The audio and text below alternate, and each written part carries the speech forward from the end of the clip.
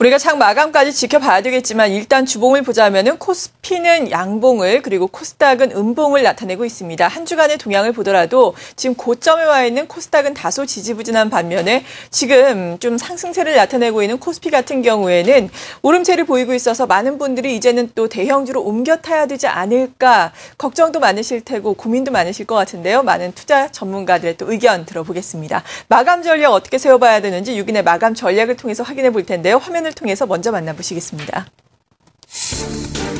유진투자증권 잠실 지점의 우원명 부지점장의 의견입니다. 자동차와 IT 업종 상승지수를 하락 방어하고 있다라고 평가를 하면서 업종보다는 종목별로 대응을 해야 한다라는 의견입니다. SK증권 프렌즈클럽의 윤종빈 센터장은 다음 주에 지수 61선 돌파를 기대해 볼 만하다라고 평가를 하면서 실적주 중심의 매수 전략 주고 있고요. 와운에서 박동희 전문가 22의 금리 인하가 나왔기 때문에 외국인 수급에는 긍정적일 것이다라고 평가를 하고 있습니다. 유진투자증권 잠실 지점의 우원명 부지점장 연결을 해보겠습니다. 안녕하세요. 네, 안녕하십니까. 네, 앞서서 IT와 자동차가 지수 하락을 방어하고 있다라고 평가를 하고 있는데요. 특히나 자동차 같은 경우에는 외국인과 기관의 양매수가 적극적으로 들어오고 있습니다. 자동차 이제 다시금 우리가 관심을 가져도 되는 시점인가요? 어떻게 평가를 하십니까? 예, 말씀하신 대로 오늘 시장 같은 경우는 자동차 업종에 상당히 강세를 보이고 있는데요. 그와 더불어서 이제 삼성전자를 비롯해서 IT 관련 종목들, 그다음에 일부 증권주, 철강주 이런 종목들의 강세로 인해서 주가 흐름이 비교적 시간이 지나면 지날수록 상당히 강해지는 그런 흐름을 보여주고 있는데요. 그러니까 아무래도 이제 유럽 중앙은행의 금리 인하 결정이 글로벌 시장의 유동성 증가에 대한 기대감을 좀 높여주고 있다라고 판단이 됩니다. 물론 이제 그 이면에는 역시 1분기 실적이라는 부분이 이제 그간의 어떤 우려감을 불식시키기에는 조금 부족하긴 하지만 그래도 선방을 했다라는 평가가 아주 자리하고 있는 것이 아닌가 이렇게 생각이 됩니다.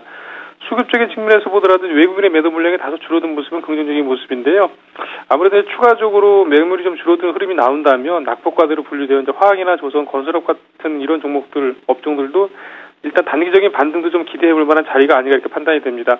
하지만 역시 시장이 어떤 추세적인 흐름을 이끌기보다는 이제 그때그때 나오는 경기 지표에 따라서 단기적인 등락을 좀 보일 가능성이 더 클 것으로 판단이 되기 때문에 시장 대응을 일단 기대 수익률을 좀 낮추는 그런 자세가 좀 필요할 것 같고요. 종목별로 대응한다는 그런 부분들은 사실은 어떤 개별 종목만을 가지고 말씀드린 부분이 아니고요. 같은 대형주군 내에서도 이제 종목별로 어떤 차별적인 주가 흐름이 나타나는 그런 흐름들을 보여주고 있기 때문에 이런 부분을 좀 염두하셔야 될 것 같습니다. 업종 관련해서는 여전히 IT와 자동차 업종이 일단 중심이 된다고 보시면 될 것 같고요. 그 관련된 부품 종목들 역시 긍정적인 접근 필요하다고 보여집니다. 코스닥 같은 경우는 일단 지수의 어떤 급격한 조정보다는 이제 종목별로 변동성이 좀 커질 수 있는 구간이라 판단이 되기 때문에 더군다나 종목의 수가 좀 줄어들고 있죠. 그래서 일정 부분 좀 수익이 많이 나신 부분들은 현금화를 조금 시키는 전략이 좀 필요하다고 판단이 되고요. 1분기를 통해서 실적 호전이 좀 가시화된 종목군 같은 경우는 조정시마다 이제 분할 매수 대응 전략 이렇게 말씀드려보겠습니다. 네, 유진투자증권 잠실 지점의 우원명 부지점장이었습니다. 잘 들었습니다. 예, 고맙습니다.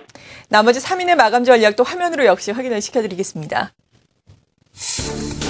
SK증권 영업부 PRB센터의 김춘석 부장의 의견입니다. 22의 금리 인하, 유동성 랠리 가능성에 주목하자라고 이야기를 하고 있는데요. 유동성 장세에서의 가장 주목받을 수 있는 주식은 저평가된 저렴한 주식이 될 것으로 평가를 하고 있습니다. 시장의 키맞추기가 예상되는 5월에는 낙폭과대 대항제에 반등 장세가 도래할 것이다라고 이야기를 하면서 약간은 긴 호흡으로 포트폴리오를 재편할 것을 권하고 있습니다. 동양증권의 김우신 부장은 1935선 지지선 설정 이후에 매수와 보유 전략인데요.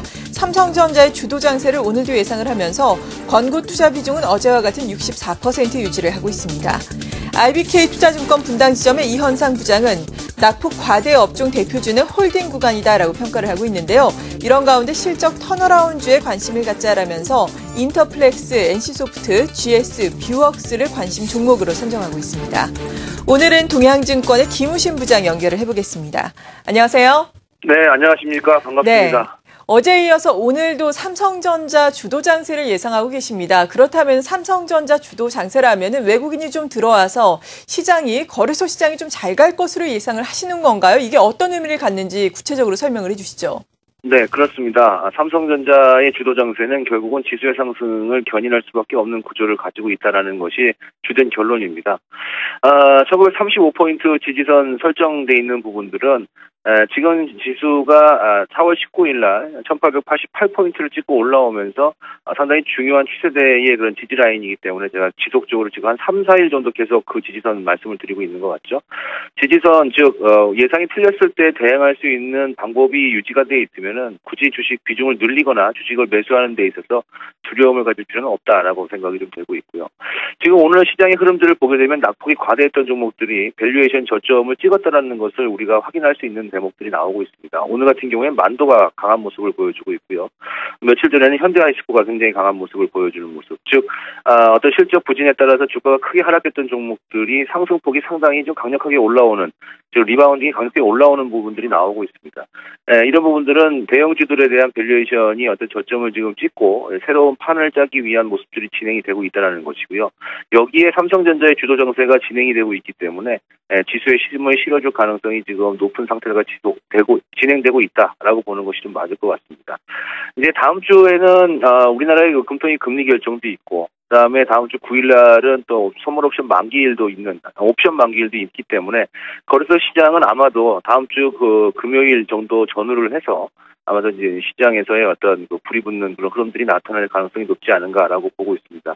1분기 실적에서 상당히 좀 부진했다는 것을 확인을 해줬고, 2분기 이후부터는 회복될 수 있는 그런 부분들, 그리고 일본을 제외한 아시아 증권 주식시장으로 외국인들 유동성 들어올 수 있다는 그런 부분들도 역시 호재 중에 하나라고 볼 수 있기 때문에 지금은 두려워하지 마시고 주식 비중을 늘려가시는 전략 필요할 것 같다라고 말씀을 드리고 싶고요. 지지선만 딱 기억을 하시면 대응하시는데 전혀 무리 없는 장세가 되지 않을까 싶습니다. 이상입니다. 네, 동양증권의 김우신 부장이었습니다. 고맙습니다. 고맙습니다.